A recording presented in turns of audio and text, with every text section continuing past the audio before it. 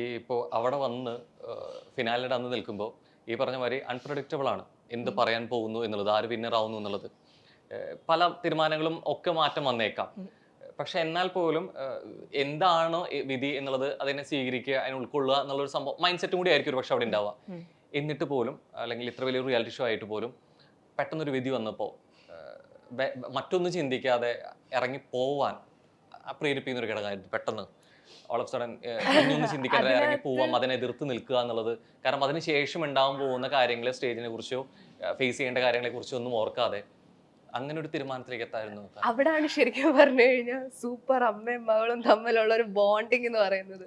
ഞങ്ങൾ തമ്മിൽ അവിടെ സംസാരിച്ചില്ല, ജസ്റ്റ് ഒരു നോട്ടം. ആ നോട്ടത്തിൽ തന്നെ ഞങ്ങൾക്ക് രണ്ടുപേർക്കും കാര്യം മനസ്സിലായി.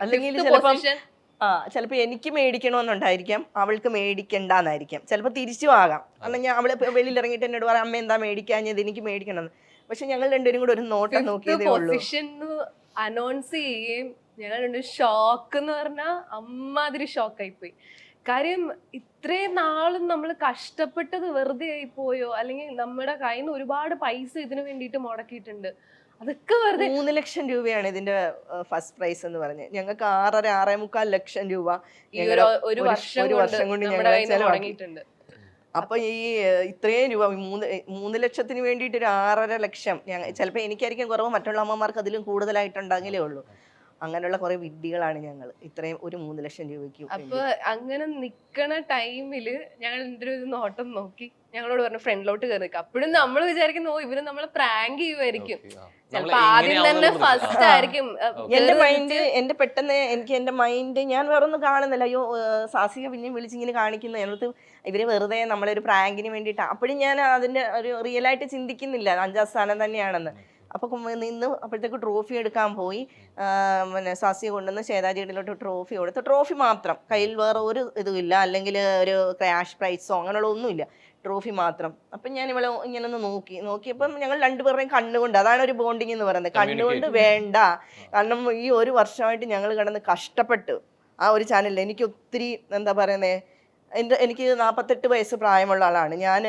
ഇതിന് വേണ്ടിയിട്ടുള്ള എഫേർട്ട് എൻ്റെ ജീവിതത്തിൽ ഞാൻ ഇത്രയും നാളെടുത്തില്ല. എൻ്റെ കാലിന് മുട്ടിനൊക്കെ പ്രശ്നമുള്ള, ഡാൻസ് കളിക്കാനൊക്കെ കൊണ്ടറിയാത്ത ഞാൻ ഡാൻസ് കളിച്ചു.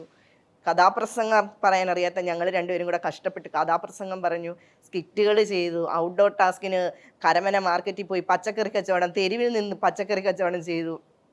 ഇതൊക്കെ ഒത്തിരി എഫേർട്ട് എടുത്തിട്ട് ഞങ്ങൾ നാണം കെട്ടൊക്കെ അങ്ങനെ കുറേ കാര്യങ്ങൾ ചെയ്തു. കാരണം നമുക്ക് ഇതിനകത്ത് വിജയിക്കണം, അല്ലെ അങ്ങനെ ഒരു സംഭവം ഉള്ളത് കൊണ്ടാണ് ഇത്രയും പരസ്പരം സംസാരിക്കാതെ ഉണ്ടായ, അല്ലെങ്കിൽ പറയാതെ തന്നെ വാക്കുകളിൽ ഇല്ലാതെ മനസ്സിലാക്കിയ കാര്യം കൂടിയാണ് ഇറങ്ങി പോകുന്നു എന്നുള്ളത്. പക്ഷെ അത് കഴിഞ്ഞിട്ടായിരിക്കും പലപ്പോഴും നമ്മൾ കുറെ കാര്യങ്ങൾ റിയലൈസ് ചെയ്യുക, തിരിച്ചറിയുന്ന ഒരു മൊമെന്റ് ഇതൊക്കെ കഴിഞ്ഞിട്ട് പിന്നീട് നോക്കുമ്പോഴായിരിക്കും അവിടെ വന്ന് പോകുന്ന, അവിടെ കണ്ട പ്രേക്ഷകരോ അല്ലെങ്കിൽ ബാക്കിയുള്ളവരോ എന്തായിരിക്കും നിങ്ങളെ കുറിച്ച് സംസാരിക്കാനെ കുറിച്ച് ചിന്തിച്ചിട്ടുണ്ടോ? നിങ്ങൾ സപ്പോർട്ട് ചെയ്തിട്ടായിരിക്കോ, അത് എഗെയിൻസ്റ്റ് ആയിരിക്കും? ആരും സംസാരിച്ചിട്ടില്ല, എല്ലാരും നമ്മളെ സപ്പോർട്ട് ചെയ്തതേ ഉള്ളൂ, നമ്മളെ ചേർത്ത് പിടിച്ചേ ഉള്ളൂ. പക്ഷെ അവിടെ ഫ്ലോറിൽ നടന്നത് വേറെ സംഭവങ്ങളായിരുന്നു. ഞാൻ ഇത് വേണ്ടാന്ന് പറഞ്ഞു. അപ്പൊ ഞങ്ങൾ രണ്ടുപേരും കൂടെ കൈ കൊണ്ട് കാണിച്ചു, വേണ്ട ഇങ്ങനെ കാണിച്ച്. അപ്പൊ ഞാൻ പറഞ്ഞു, അപ്പൊ ശ്വേതാജിക്ക് പെട്ടെന്ന് അത് എന്തോ വിഷമം തോന്നിയിട്ടുണ്ട്. അപ്പൊ ഞാൻ ഇങ്ങനെ കാണിച്ചു കഴിഞ്ഞപ്പോഴത്തേക്ക് ഞാൻ പറഞ്ഞു എനിക്ക് സംസാരിക്കണം, കാരണം നമ്മൾ വേണ്ടാത്തതിന് കാരണം പറയണമല്ലോ. അപ്പം ഞാൻ മൈക്ക് വേണമെന്ന് പറഞ്ഞ് എനിക്ക് മൈക്ക് കൊണ്ടു തന്നപ്പോൾ ഞാൻ പറഞ്ഞു സതീഷ് സാറെന്ന് പറഞ്ഞാൽ ഇതിൻ്റെ ഡയറക്ടർ സതീഷ് സാർ ഈ പ്രോഗ്രാമിലേക്ക് എന്നെ വിളിച്ചപ്പോൾ എന്നോട് പറഞ്ഞത് ഇത് സൂപ്പർ അമ്മയും മകളും എന്നുള്ളൊരു പ്രോഗ്രാമാണ്, പക്ഷേ ഇവിടെ നടന്നത് ഡാൻസ് റിയാലിറ്റി ഷോ ആണ്. അത് കറക്റ്റാണ്, ആദ്യം തൊട്ട് അവസാനം വരെ ഡാൻസ് റിയാലിറ്റി ഷോ ആയിട്ടാണ് നടന്നത്. എന്നാൽ പിന്നെ സൂപ്പർ അമ്മയും ഡാൻസ് റിയാലിറ്റി ഷോ എന്നങ്ങ് വെച്ചാൽ പോരായിരുന്നു? അല്ല, ഗ്രാൻഡ് ഫിനാലയിലെ പെർഫോമൻസും ഡാൻസ് ആയിരുന്നു, ഡാൻസിനെ ബേസ് ചെയ്തിട്ട് അവർ കൊടുത്തിരിക്കുന്നത്. സൂപ്പർ, ഞാൻ പറഞ്ഞു ഇതൊരു സൂപ്പർ ഡാൻസറിൻ്റെ ഷോ ആയിരുന്നു.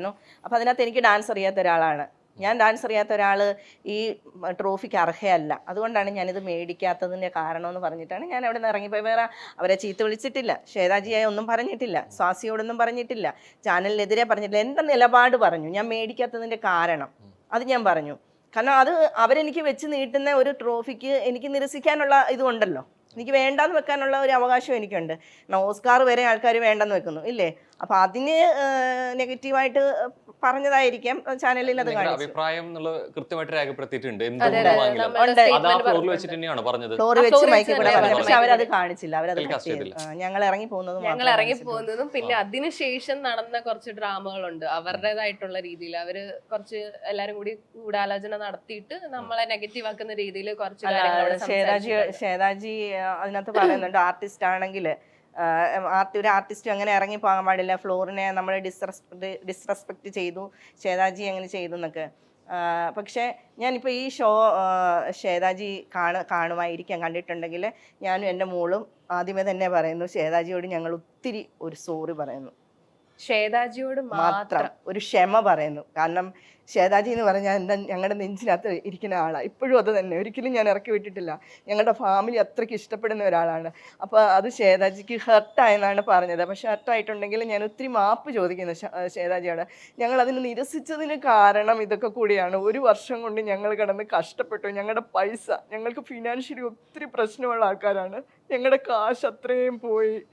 അതുകൊണ്ടാണ് ഞങ്ങൾ ആ ട്രോഫി മേടിക്കാതെ അവിടെ നിന്ന് ഇറങ്ങിപ്പോകുന്നത്. അത് ഷേതാജി മനസ്സിലാക്കണം. ലാൽജോൺ സാറ് ഇത് കാണുന്നുണ്ടെങ്കിൽ, എപ്പോഴെങ്കിലും എൻ്റെ ഇത് കാണുന്നുണ്ടെങ്കിൽ, സാറും ഈ ഷോ മൊത്തം ഇതിൻ്റെ എല്ലാ എപ്പിസോഡും കണ്ടിട്ട് ഒരു ഈ സാധാരണ ഇതിൽ ഇപ്പൊ ഫിനാലേക്ക് വരുന്ന സ്പെഷ്യൽ ഗസ്റ്റ് ഒരു പക്ഷെ അതുവരെ ഷോ കാണാത്തവരായിരിക്കാം, അല്ലെങ്കിൽ മുമ്പത്തെ ഇങ്ങനെ പെർഫോമൻസ് നിങ്ങളുടെ എങ്ങനെയാണെന്നുള്ളതൊന്നും അറിയാത്തവരായിരിക്കാം. അന്നായിരിക്കും അതേ കണ്ട്.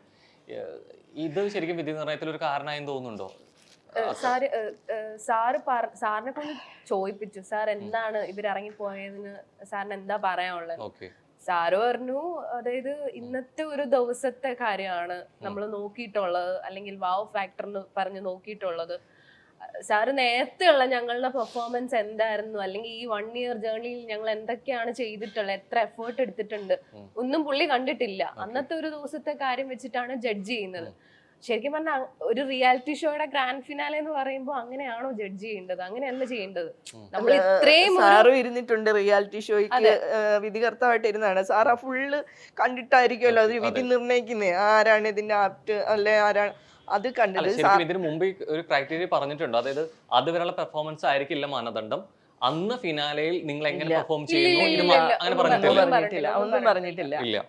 ഗ്രാൻഡ് ഫിനാലയിലെ 3 റൗണ്ട്സ് ഉണ്ടാകും. എന്നിട്ട് പ്രത്യേകം പറഞ്ഞ് നിങ്ങൾ പുതിയ പരീക്ഷണങ്ങൾക്കൊന്നും നിൽക്കണ്ട, അത് അങ്ങനെയും പറഞ്ഞിട്ടുണ്ട്. നിങ്ങൾ പുതിയ പരീക്ഷണങ്ങൾക്കൊന്നും നിൽക്കണ്ട എന്ന് പറഞ്ഞിട്ടുണ്ട്. നമ്മുടെ ചെയ്യാൻ പോകുന്ന പെർഫോമൻസ് മുൻകൂട്ടി സ്ക്രീനിങ് എന്തെങ്കിലും ഉണ്ടായിരുന്നോ? എന്താണ് ചെയ്യാൻ പോകുന്നത് നിങ്ങൾ മുൻകൂട്ടി പറഞ്ഞിരുന്നു?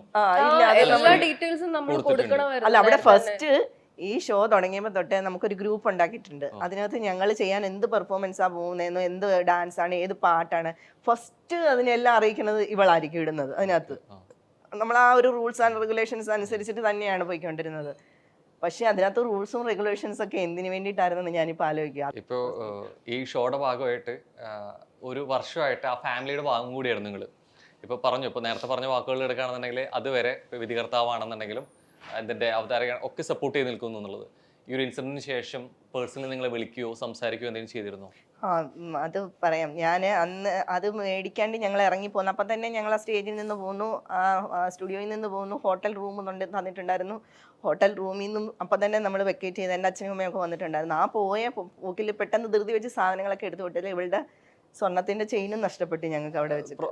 ഹോട്ടലിലാണ് ഇവിടെ വെച്ചാൽ അന്ന് പോയി, മാലയില്ല. അതിനുശേഷം നമ്മൾ അവിടുന്ന് പോന്നു കഴിഞ്ഞപ്പോൾ അമ്മയുടെ BP ഭയങ്കരമായിട്ട് ഡൗൺ ആയി, ഹെൽത്ത് ഇഷ്യൂസ് ഭയങ്കരമായിട്ട് വന്നു. അങ്ങനെ നേരെ ഹോസ്പിറ്റലിലേക്കാണ് പോകുന്നത്.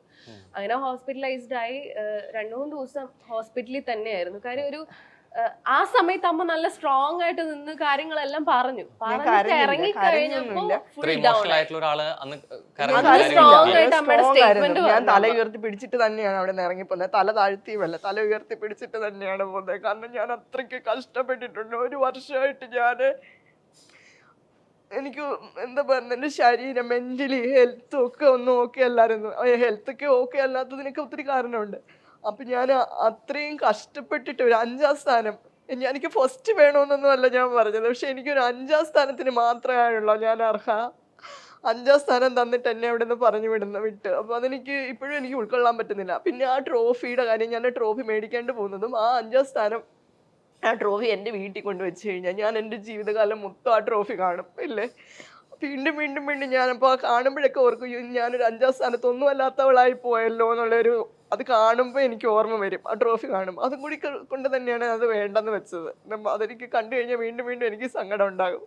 ഞാനൊരു സാധാരണക്കാരിയാണ്, അന്ന് വലിയ എന്താ പറയുന്നത് അങ്ങനെയുള്ള ഒരാൾ, ഒരു കുഞ്ഞൊരു വീട്ടമ്മ, ഒരു വീടിനകത്ത് ഒതുങ്ങിക്കൂടിയ ഒരാളാണ്. പക്ഷെ എന്നെ പോലുള്ള ഒരാളെ കൊണ്ടുവന്ന് ഈ ഷോയിലെ കൊണ്ട് ഇങ്ങനെ വെച്ചിട്ട് ഞങ്ങളെ എന്താ പറയുന്നത് ഞങ്ങളെ റേറ്റിംഗ് കൂട്ടി അങ്ങനെ കുറെ കാര്യങ്ങളൊക്കെ യൂസ് ചെയ്യുമായിരുന്നു. അത് മാക്സിമം ഓർക്കുമ്പോഴാണ് യൂസ് നമുക്ക് ചെയ്തിട്ട് വിഷമം. കറിവേപ്പില് പോലെ നമ്മളെ അതിനകത്ത് നിന്ന് എടുത്തു കളഞ്ഞു.